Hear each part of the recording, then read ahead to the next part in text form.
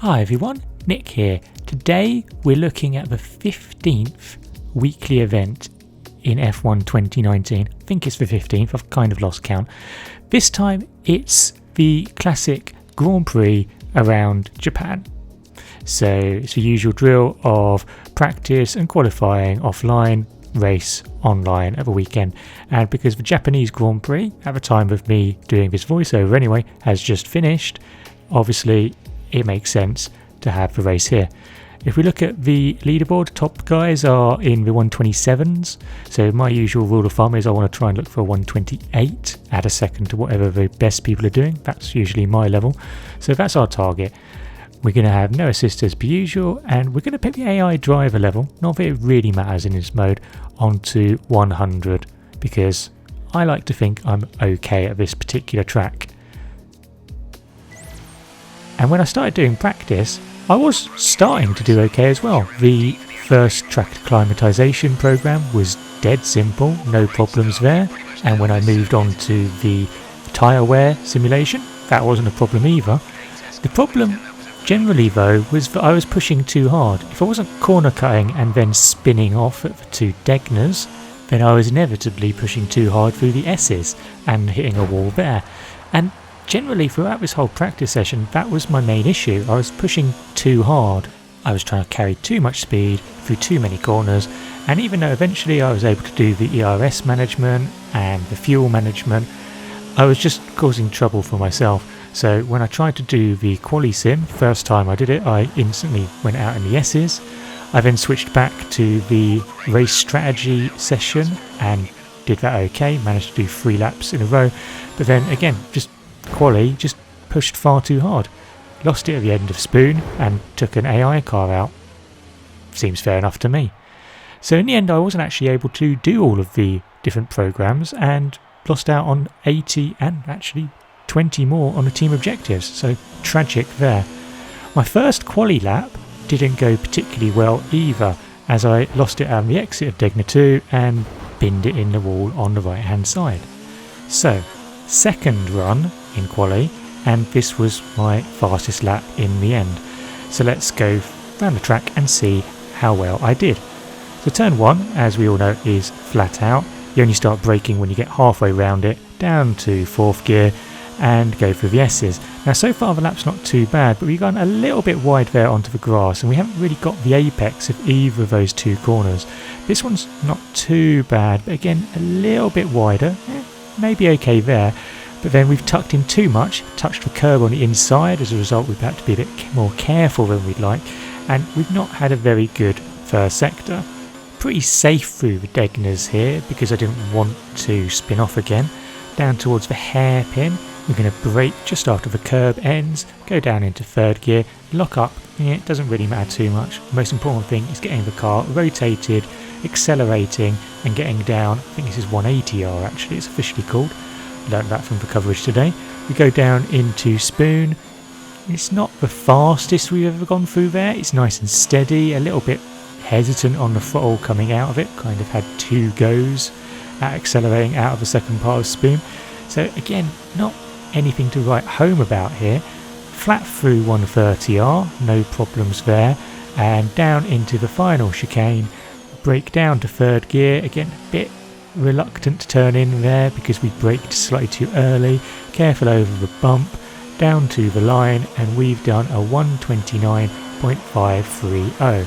Now remember, our target was to get into the 128, so I decided to push half a second up on my time on my 3rd run and then completely made a mess of the hairpin, losing almost all my time there. And then what time I still had, I lost on the exit of Spoon 2. So we went for another run, and again, up on our previous time. Absolute no idea what we're doing here through Spoon. We don't need to be cutting the corners remotely there. Again, we've lost all our time. So that 129.530, even though it was 284th in the world, I was very disappointed with. I knew that I could get a lot closer to 129s and was looking for 128. Still good enough for pole though. So in the race, we had a good chance, as long as we got a good start.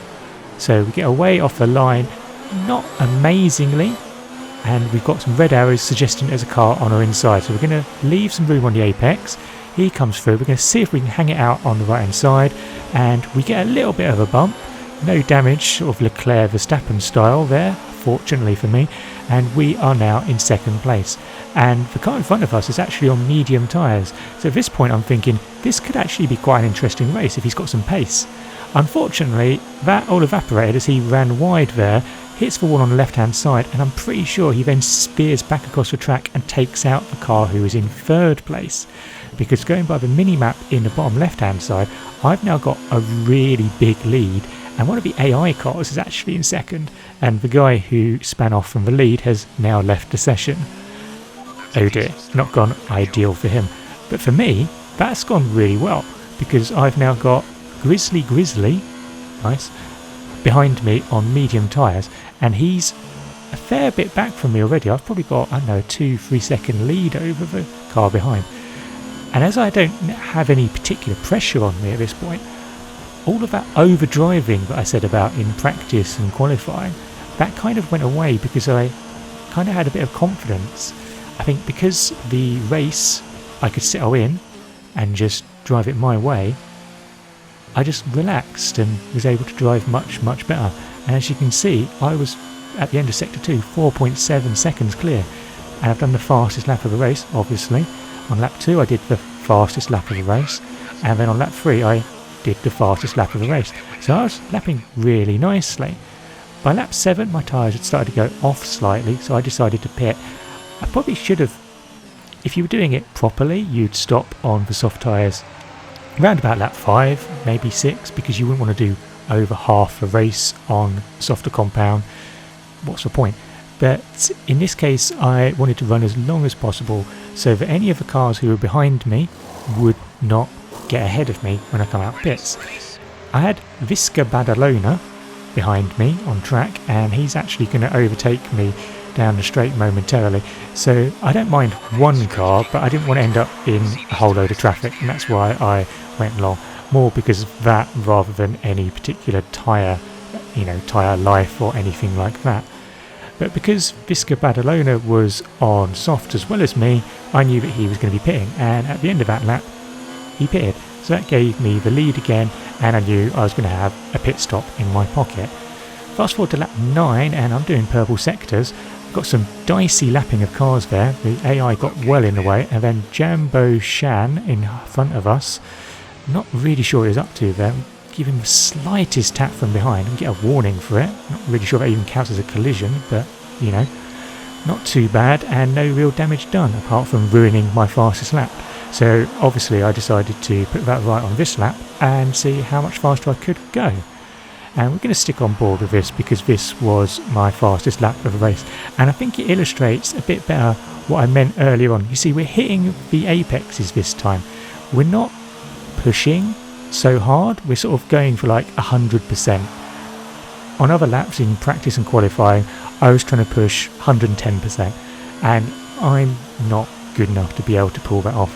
So we go through here, pretty good through the Degners. Again, we're sort of using all the width of the track, we're using the curbs where we can use the curbs.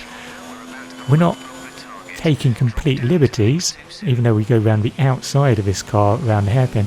Again, it doesn't matter too much with that hairpin because effectively you want to get into the hairpin, and the plan is get the car turned and get out of the hairpin as soon as possible. So this was all fairly nice and smooth, you know, go a bit more speed through spoon, get turned in, wait on the throttle and then go and do it in one motion.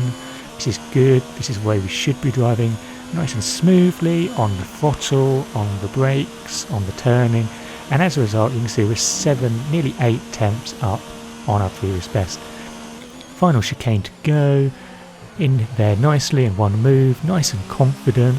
Again, it's taken me 10 laps to get to the stage where I can be nice and confident, but we crossed the line and we've done a 1:32.298, and that was the fastest lap of my race and the race as a whole. So come the end of the 13th lap I crossed the line to win the race. And given how much I struggled in practice and qualifying, I was not necessarily expecting to win, so to win with a nice comfortable 25-second lead over Visca Badalona behind me, came up from 20th to finish second. Fair play to you, mate. And you can see I got 315,000 points. So I was very happy with that. I thought that was a job well done. And then if we look at the leaderboard, there you can see at the time I was 30th in the world with that effort, in the top 1%. So even though I probably could have gone a bit faster, I probably could have got a better qualifying time, and that would have helped me get a slightly higher score. I'm not going to complain about 30th. I mean, I don't know where I am right now on the leaderboard. This was done on Saturday of the 2 days that we do races on, so it will go down inevitably. But I've not finished in the top 30 before. I think my best is in the 60s. So, I'll be very, very happy if we finish fair. And it's nice to do a weekly event, because I gave last week's weekly event a miss just because it didn't appeal. So it was nice to get back into the swing of things. It'll be interesting to see what race 16 of a weekly event is for next week coming up. Anyway, that's the end of this video. Thank you very much for watching, and I hope you've enjoyed it. If you did, then don't forget to like the video, and if you haven't already done so, then don't forget to subscribe to the channel. I've got to get to that goal of 100 subscribers by the end of the year. You want to help out. It makes sense. Massively appreciated too.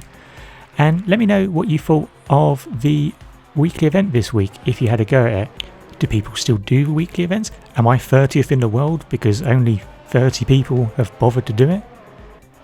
Maybe that's the case. But let me know in the comments below what you thought anyway. Always love to hear from you. But until next time, and the next video, goodbye.